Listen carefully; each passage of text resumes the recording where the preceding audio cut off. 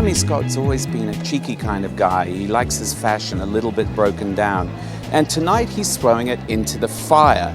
It's his very own bonfire of the vanities. And as he told me, there once was a real bonfire of the vanities. And that was the inspiration for this spectacle. Okay, Jeremy, I have to ask you about this. My invitation is burnt to a cinder, and I got a box of matches in the envelope. What's going on? Bonfire of the Vanities.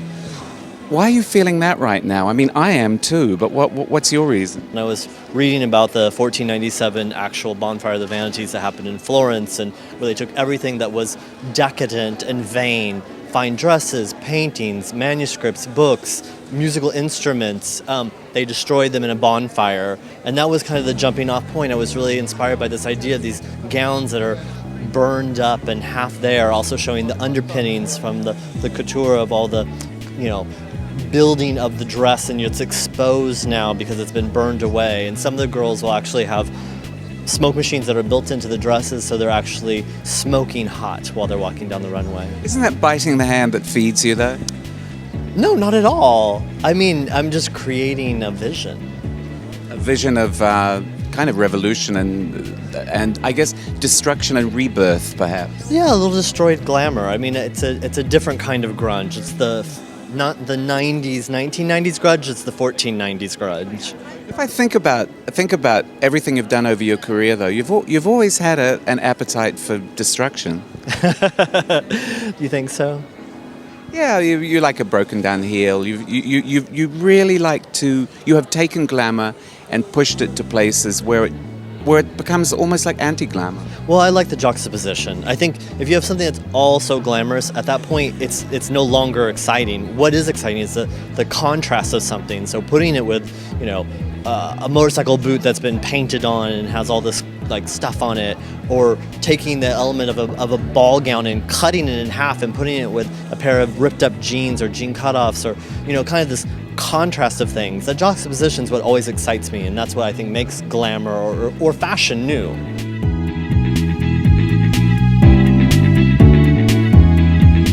I think there's great satire, and I think there's a great love of wanting to bring back a little kitsch, a little cliche, and a good time at a fashion show. And at the end of the day, clothes that customers want to wear. I think that what's great about Jeremy, he's really touched a nerve with an entirely new generation who didn't even know what Moschino was. Certainly the hip-hop generation of music. And it's fun to see that a house can be revitalized with a lot of the same spirit that it had when it was originally started.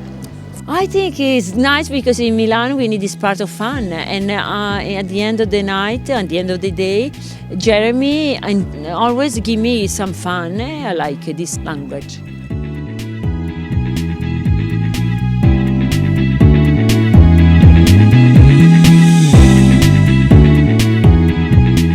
Are you advocating almost like a rehab then for your fashion addict friend? Fashion rehab right here at Moschino.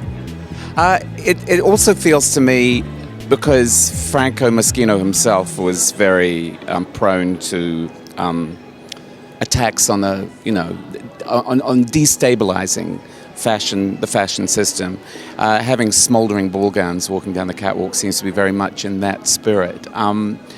You are birds of a feather in a way, aren't you? Yes, I believe so, and I appreciate that. That's a wonderful compliment. Someone that also appreciated him and knew him, because I didn't have that opportunity as coming to see the show and all of that. But I feel always really blessed when there's people that loved him so much and worked with him or knew him well and were at the shows, and they feel that they see that camaraderie and spirit. Even if I'm doing something totally new today, that you can feel like it's like hand in glove. It's not just a gorgeous spectacle that you're creating, it is a very timely statement on where fashion is right now. Yeah, I mean, I think that there's a lot of unrest. People aren't sure what's going to go on with the seasons and where things are going. There's designers dropping out like crazy. There's people quitting. There's people, doing all these kind of unorthodox, in a way, kind of situations. And so I think it is destabilizing. When you're going in the dark, it could be kind of scary. So maybe that's what it is.